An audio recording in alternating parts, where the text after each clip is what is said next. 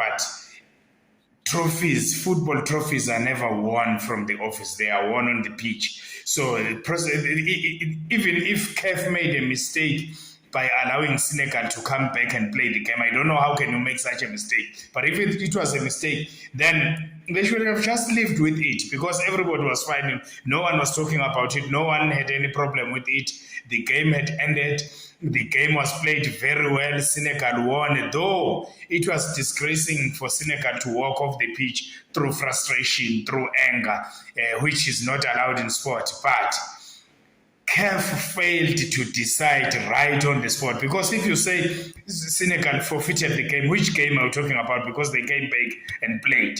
If you say Senegal forfeited the game, why didn't you stop the game right there?